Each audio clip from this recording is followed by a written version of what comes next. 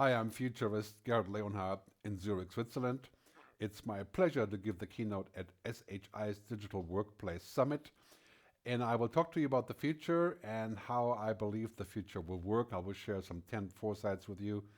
Let's start with the first one.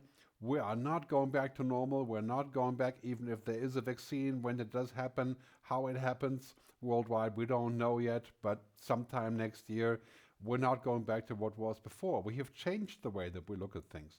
We have changed the way that we look at work. We have changed the way that we look at politics. We have different expectations from companies that we work with and that we work for. We have discovered amazing technologies. We have discovered that we actually want to meet in person. We have discovered that we can work from home just as well, though at the same time, we are going to a new normal, a bunch of new normals. It's kind of a little bit like what it was in World War II on similar large-scale disruptions like this. For example, in World War II, women went to work finally, because all the men were at the battlefront.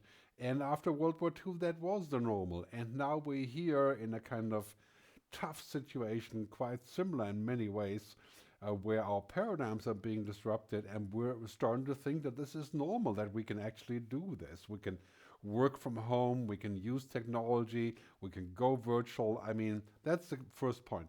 Let's not say that we're going to go back to the pre-pandemic circumstances. We're not. We're going to a new world, and that world is also vastly different. This decade is shaping up to be a wild ride of things that are different, having to do with so many global factors that were there before, but amplified in the COVID crisis. For example, climate change. For example, technology.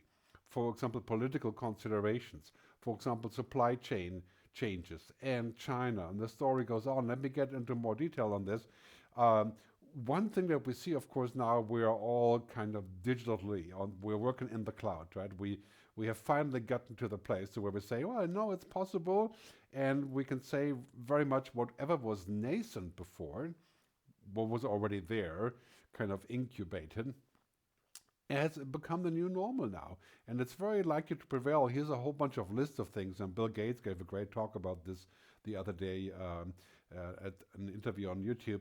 But basically, remote everything. Yeah, everything is going remote. We're buying things virtually. We're studying virtually. We're going to school virtually, and some of it is pretty harrowing. Actually, not a great experience, but we're getting used to it, and we're changing the way billions of dollars are going into remote teaching, remote conferencing, and augmented reality, virtuality, holograms.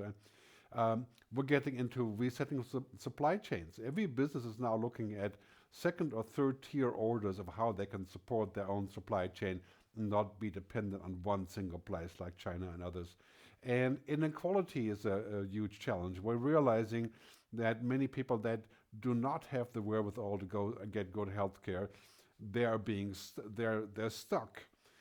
In many countries where there was lots of inequality, like the US, or there is lots of inequality, like the US and Brazil, this is being amplified in the crisis, and it's forcing us to take action. We're looking at climate change issues. Many people are saying, well, now if we can sacrifice for COVID, maybe we should sacrifice for climate change so we can address that. I personally think that COVID-19 is kind of a test run for climate change. I'll talk more about that a little bit later.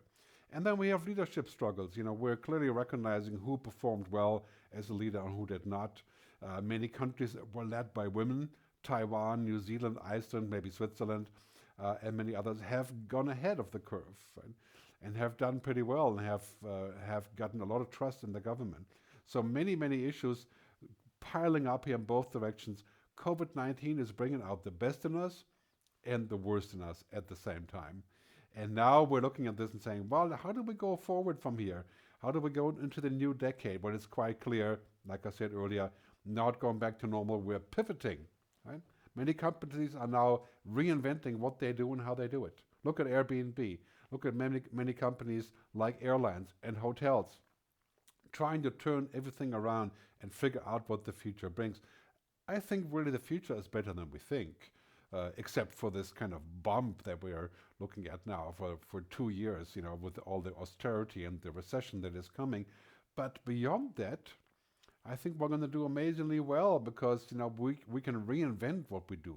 and we can reinvent how we do things. And what we're seeing right now is four big reinvention points. One, inequality, and how people looking at distributing the benefit of technology, for example, and a new kind of capitalism that's been called the stakeholder economy, a new way of looking at the economic logic, of course, dealing with climate change, and finally dealing with the pandemic itself.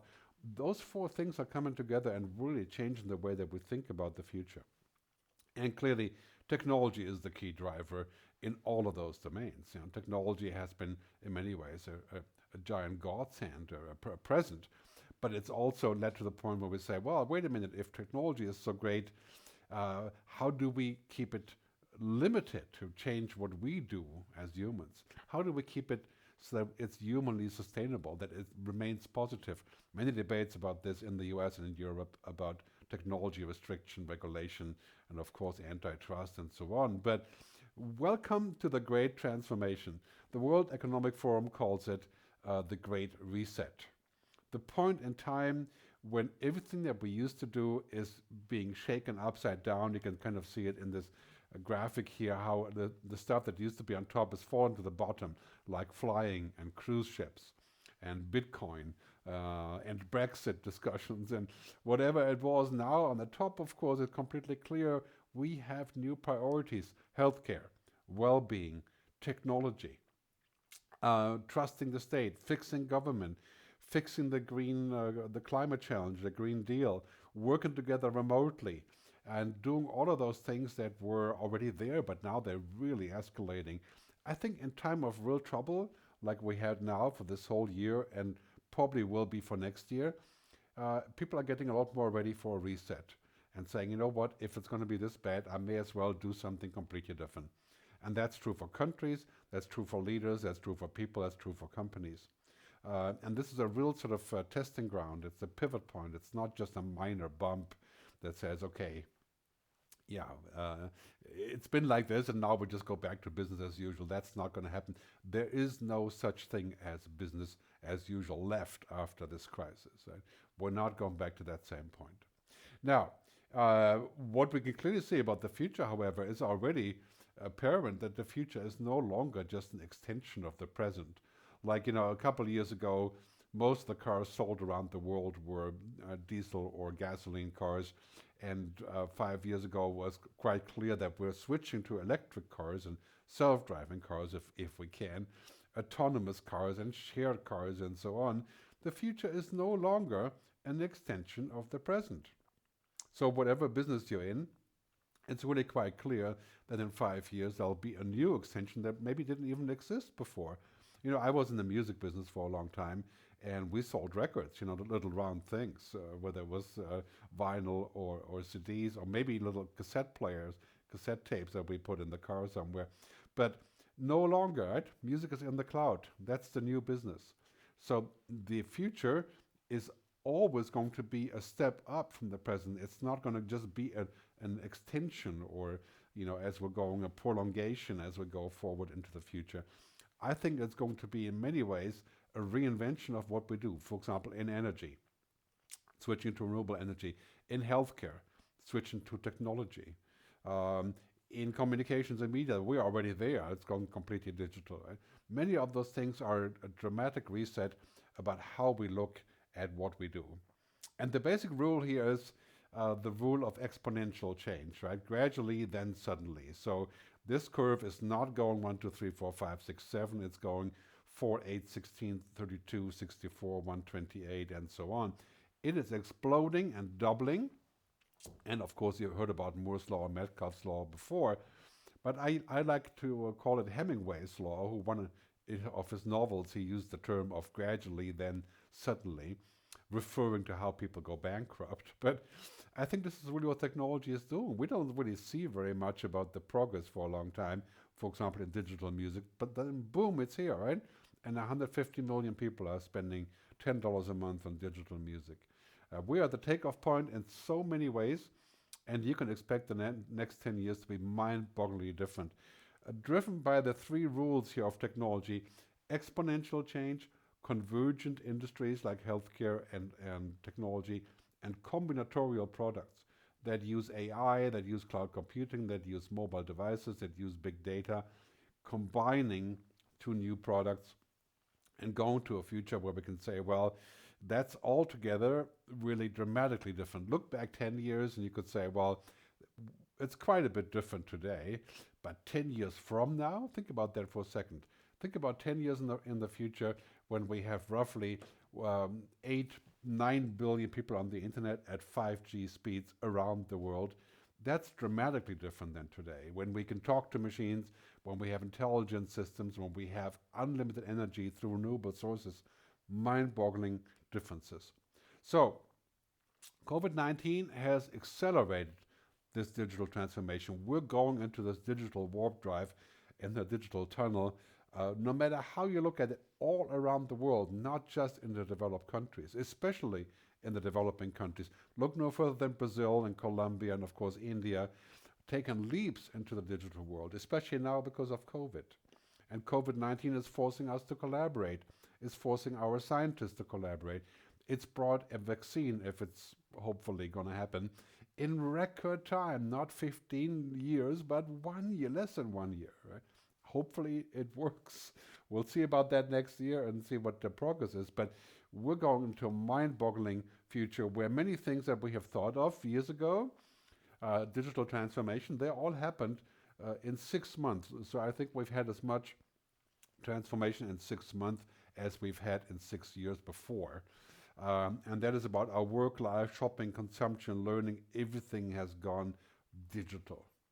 And I think it's a great thing because it allows us to do many things that we otherwise couldn't do.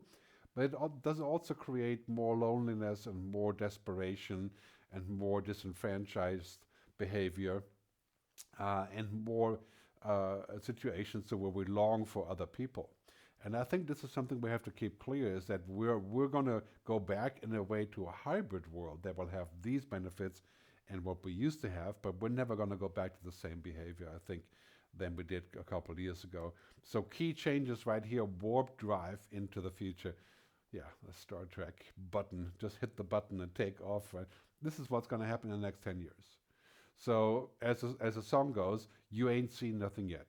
You know, we're only at the beginning of this curve. On a curve from 4 to 100, from 0 to 100, we're at 4, and we're jumping exponentially 4, 8, 16. That's just 10 years, and we'll be at 256, not just 100. So all these things that we see around ourselves now, the big changes, whether it's cloud computing, whether it's entertainment nonstop on the internet, whether it's having digital courses and digital interactions and digital work scenarios and studying from home and so on, and of course telemedicine. So all you have to do really is like you take an old business and you put digital in front of it or smart, and then you'll see the future. And that's happening to farming, it's happening to food, it's happening to agriculture, it's happening pretty much across the board. Mind-boggling future that we're going to see here, literally warp drive into that future. So the next 10 years will bring more change than the previous 100 years.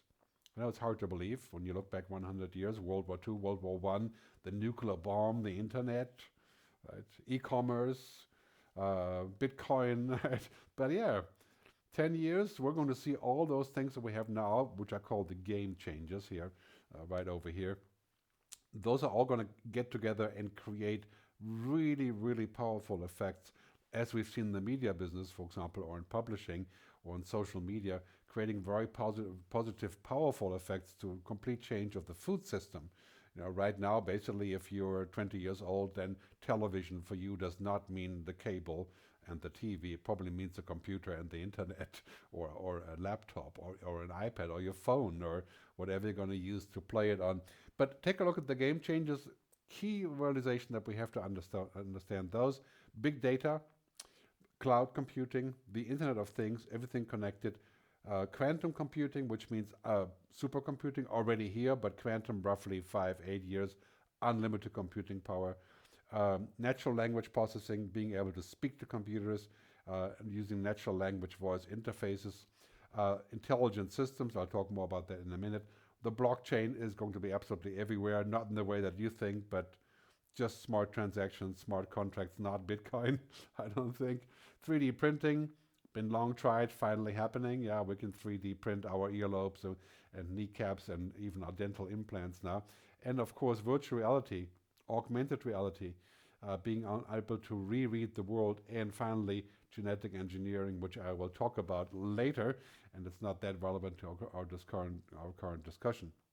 So you take all those 10 game changers together and you get this really powerful blend. You basically put them all in the giant cocktail mixer and boom, out comes the caipirinha of the future. It's basically a complete mix of all these things coming at the same time. We have to understand this because, for humans, it's actually quite difficult to think exponentially and to think of so many things at the same time. So it takes a bit of practice. But as I like to say, the future mindset is the one that wins, because we can understand and we can put it together and we can realize things maybe just a tiny bit before they happen. So the other thing that's happening, point number 3, is that everything around us is getting smart. Everything is connected, everything is going remote, everything is going virtual. It's kind of the end of analog, except for humans, of course. Right? Everything around us is getting smart. That's the process of several $1 trillion of value changes, as has been lined out many times in various reports, making everything smart. That's the next decade. Again, agriculture, healthcare, farming, transportation. And that's not smart, intelligent like humans, but connected, learning, machine learning, deep learning. Yeah, that's the next 10 years. Gigantic opportunities. If we do it right, it could really be the rising tide floating all boats. Means everybody would participate, everybody can have a benefit.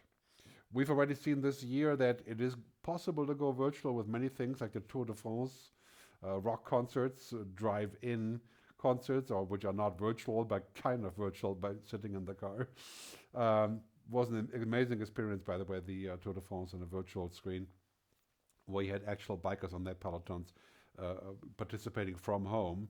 It's not the same, right? But yeah, we're creating some very interesting media here that will not rival the real thing, but it will be a pretty good accomplishment for people that can't go. We're going to go use virtual reality glasses. That's already happening now with the Oculus Rift from Facebook. That is called the Infinite Office. And don't you wish you had that now, right? You could see the world around you like Tom Cruise in a Minority Report, go inside the data, pull it out. Because, ultimately here's the challenge, right? Technology can be both good or bad. It is morally neutral until we use it. And that's been said many times by science fiction author William Gibson, but also been echoed by everybody else. Technology doesn't have an agenda of doing good or bad things. It just does the most efficient thing. And so therefore, if we want technology to remain good and positive, as in social media, we will have to gauge it accordingly. And we will have to control it accordingly. Because, we can't always do what is possible just because it is. And we can't always do the reverse either, right? We have to think about that. Point number 4, technology drives our society, but ethics and our values are defining it. And really, it's quite clear that, as we are going along right now, we can see the shift happening. It's kind of the end of analog.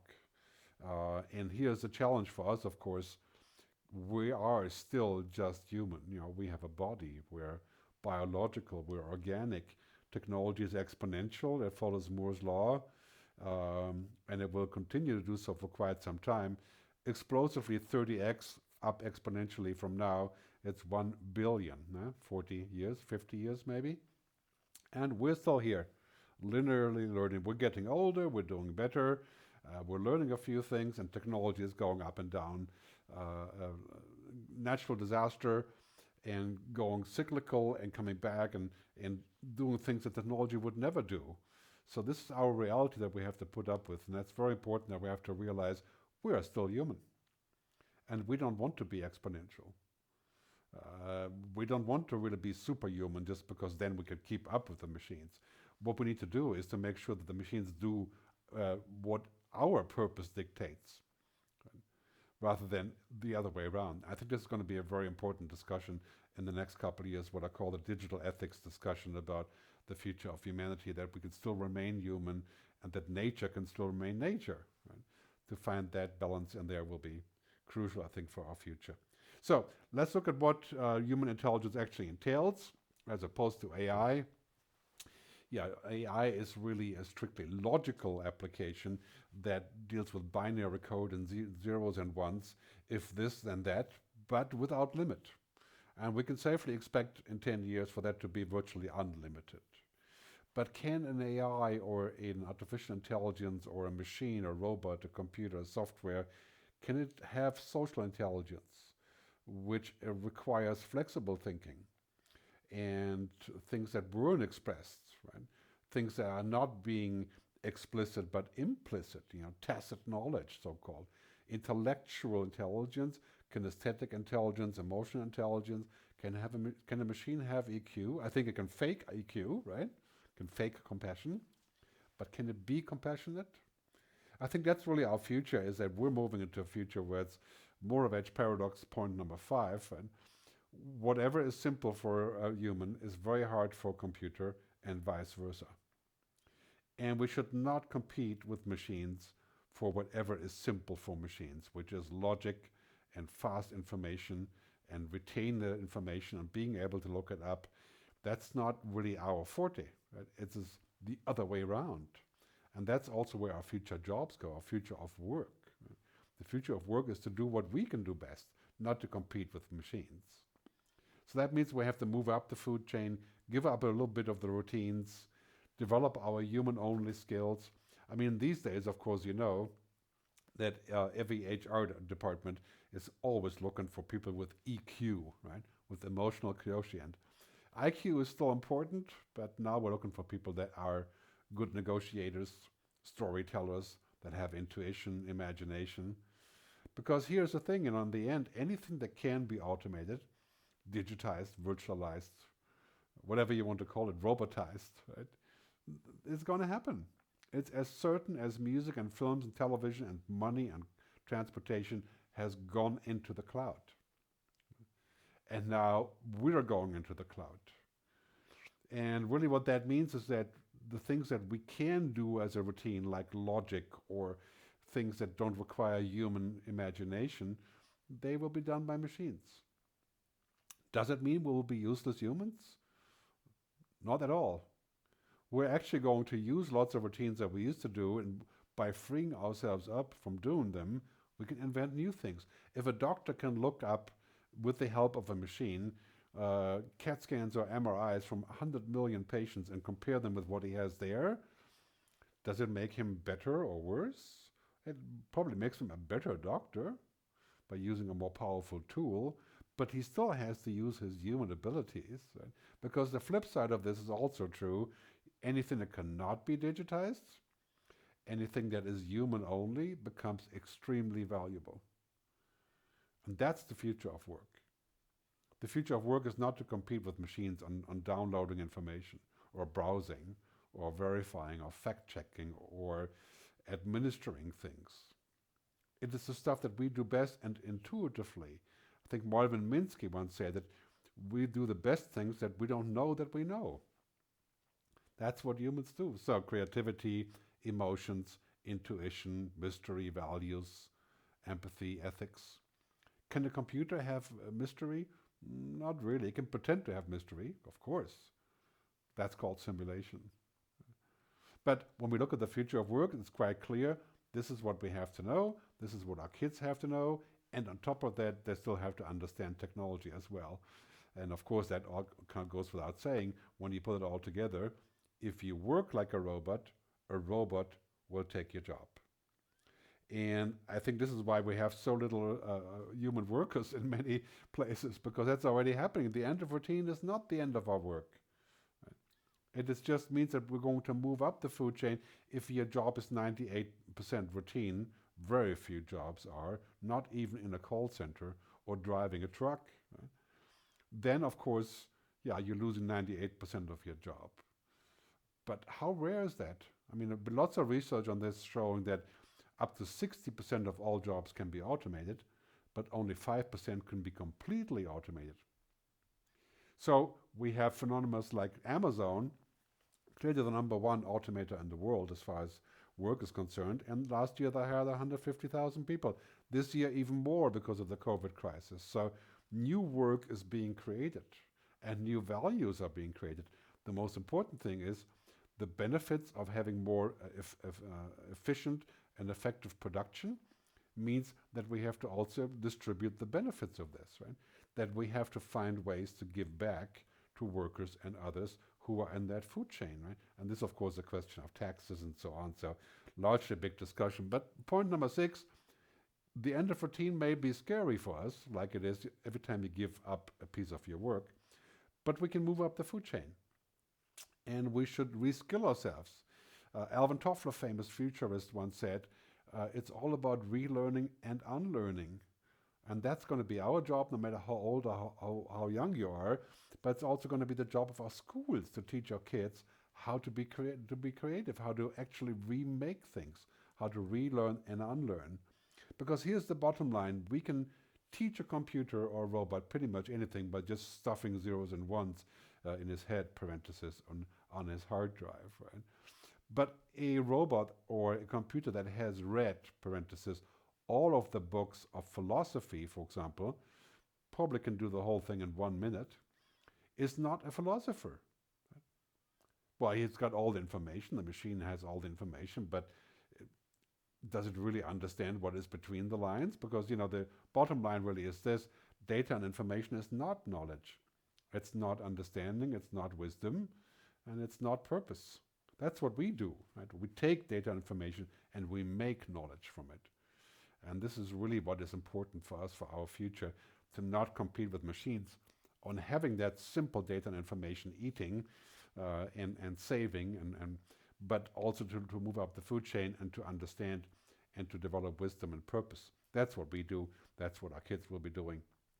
The World Economic Forum has said in 2015 already, what you see right here, the skills of the past, right now the skills of the future: complex problem solving, critical thinking, creativity, emotional intelligence, judgment, decision making, cognitive flexibility. Clearly that's going to move center stage also in schools. The balance of EQ and IQ, and also of STEM, science, technology, engineering, and what I call HECI, the humanities, ethics, creativity, sports, music. Moving the EQ and the IQ together. I think this is the best thing you can do for your kids, is to have them develop the EQ so that they can get a better job from this or can create their own job. Clearly it's going to be a mix, and it's going to take at least a decade for us to make that switch into the new kind of education, the new kind of jobs. And one of the most important things is that we need to get away from this old-fashioned thinking of efficiency. It's all about being efficient and fast and optimized and better margins and faster and so on. But it's not about being faster. It's about being a better human. And it's about reinventing. And it's about coming up with new things. So it's no longer about KPI, the Key Performance Index. It's about KHI, the Key Human Index. Those are the skills that we need to pursue. And those are the skills that are going to be highly paid. And because they will be complex, and those skills can allow us to do things that only humans can do. That's point number 7. Pursue the KHI, not just the KPI. And technology will help us with this, because technology gives us all the tools to rise above the efficiency funnel. We shouldn't just use technology to be more efficient. That's just the first step out of 50. Afterwards, about changing, about innovation, about transformation, about changing what we do. And you've seen the experience curve, of course, in the past from various books like The Experience Economy, that goes from the idea of selling commodities to providing services, to providing experiences, and to cost transformations. That's ultimately where we are going. And you can see it in the graph here, which I think is from McKinsey, showing a really important graph on what's happening in our skill maps. Of course, the top right is the most powerful location to be, important and growing. And look what's here, right? It's technology, advanced IT, and then it's leadership, communication, negotiation, critical thinking, and technology design, and interpersonal skills. It is going to be a mix of IQ and EQ, and we should not give up on having enough humanity in there so that we can create more value. Because in the end, when you're just technology, you become a commodity. What is your value? What's your purpose? What's your story? Do you have a story? That is, I think, the important part. We can see that already happening right now with jobs and AI, and projection on how it could change the job market. Of course, on the bottom, quite clearly, anything that's more traditional, transportation, storage, manufacturing, financial insurance, public administration, that could decline a lot because those jobs could be partly automated. And here on the top, we have the jobs that are not automatable as easily. Health, scientific, technical, communications, the things that we're doing here, really, right? I mean, those are the things that are going to increase. Does it mean we're going to have less jobs? Probably in 20 years. But in the meantime, I think many jobs will be made up that don't even exist yet. I mean, look at what happened in the music business. What's the biggest job in the music business now? It is to check out data and to figure out where the band should go on tour. It's not to distribute the music anymore. It's using data mining, data jockeying, and creating new sales pipelines and doing online marketing and all of those things. And those are creating new jobs. And I think this is really where we come in and we say, the World Economic Forum says, if we invest enough resources into what they call nature positive investing, green energy and other things like this, we can create hundreds of millions of new jobs. And that's clearly going to happen also in the next decade. So transformation. It's going to be absolutely everywhere. Be prepared for the world to be shaken upside down, for reorientation, and for a positive outcome, I believe. And this is going to be about our personality. It's going to be about our character. It's going to be our mindset, our values, and our ethics, our skills. It's not just going to be about knowing how to do things. It's going to be who we are. And so we have to work on who we are to get to that future and to be successful in that future and to develop resilience and to open up to the possibilities of the future. So in this world, quite clear, we're very busy with the COVID crisis now, and it's been terrible for many of us on so many levels, including myself, all the suffering that we have to go through and the uncertainty which has been nerve-wracking, I think, around the world. But we have a second wave coming that is not going to be necessarily a pandemic. It's going to be what was there before, which is climate change. And that, to me, is not, of course, new, but it's amplified now by the thought of maybe we can do something dramatic here as well. I think COVID-19 is a test run for climate change, for what really matters to us, whether we're going to be prepared, whether we're going to take action, whether we're going to change the way that we do things, whether we put the money in the right place, whether we agree on things. And this wave is already rolling. Europe is preparing for the Green Deal to be essentially attached to the stimulus packages. Big discussion about all of this, of course, in the United States, but also in Brazil and in India. I think next year we're going to see a lot of initiatives on mandatory changes, carbon taxes for climate change. And a lot of money will be moved around. Clearly the carbon subsidy of fossil fuel around the world is roughly $3.8 trillion being spent to subsidize fuel. That is going to shift in a new direction. It's going to cause a flood of innovation in healthcare, in green energy, in education, in everything that we really need in the end. So that's a major shift coming up. We're going to a pivoting world. And I think this is a very positive message that things that weren't working so well now, we're turning around because of COVID, but really it's been egged on by what was already there before. Strong public services. Everybody wants it, everybody needs it, and now we finally figured out a way to pay for it. Yes, we're going to see austerity as a result of what we have now, clearly, but the outcome will be that we will be prepared and that we're going to have a collective system that works. We're going to have decisive climate change measures to deal with carbon, CO2 reduction. That's going to happen everywhere. A tax on flying, a tax on meat, a tax on cars, but also raising the tax will lead to a whole bunch of other possibilities that are going to be quite powerful in the future. We're going to think about sustainable economics because now we found out that certain things aren't sustainable and that we need a new form of capitalism. Al Gore called this, I think 12 years ago, sustainable capitalism. Some people call it post-capitalism, but it's a new form of stakeholder logic. The Business Roundtable talks about this. 300 US CEOs signed off on the stakeholder logic already last year. We're going to see lots of discussion about the ethics of technology, restraining things that may be too powerful, Going back on things that were abusive, like social media or are abusive, that's clearly going to be regulated. And I think we should welcome it because it will create a more balanced world and a world where we can do commerce without feeling like there's a danger. We're going to see the end of the fossil fuel economy, roughly 10 years, where everything is shifting to renewable. An entirely new business, clearly a gigantic new business model shift for humanity. Huge opportunities, quite a few sunk costs, but overall a very, very positive effect on economy and everything else. And we're going to see new geopolitics with Europe rising, America coming back, pivoting, hopefully, the role of China changing. So that's kind of in a nutshell, all the pivoting that's going to happen. I think we're extremely lucky that we're going to do this now. The next 10 years are truly a fork in the road. We can go this way, we can go that way, but I think we're moving towards going the positive way, truly an important part of the fork in the road. And as we're thinking about really what is important to us, going back to the discussion of happiness, and Martin Seligman talks about PERMA, right? PERMA meaning basically the positivity, engagements, relationships, meaning, accomplishment. That's really important to us. And that's the thing that drives business, in other words, called trust, right? Putting the human back inside. That's going to be absolutely crucial. I think we're looking in the next couple of years at a sort of rehumanization of business. A new way of putting the human back. And social media will be dismantled as we know it today for that very reason.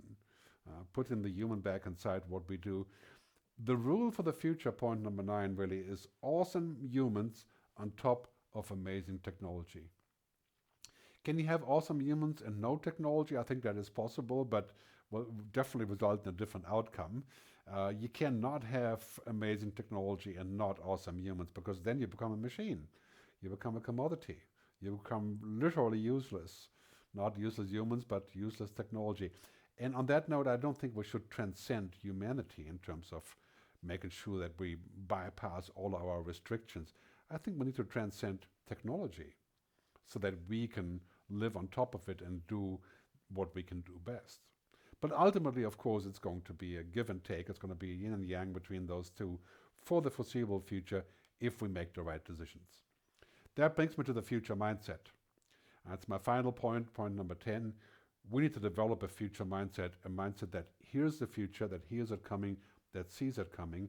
And that used to be only for futurists or other visionaries, parentheses, for quite some time. But now, with the COVID crisis, it's quite clear, Bill Gates wasn't wrong about the pandemic, and Larry Brilliant wasn't wrong, and all the other scientists weren't wrong. Nobody was listening. We need to start listening. Listening to what's happening with climate change, what's happening with artificial intelligence, with geoengineering, with genetic engineering. That's very important to develop a future mindset and to think ahead of what is coming.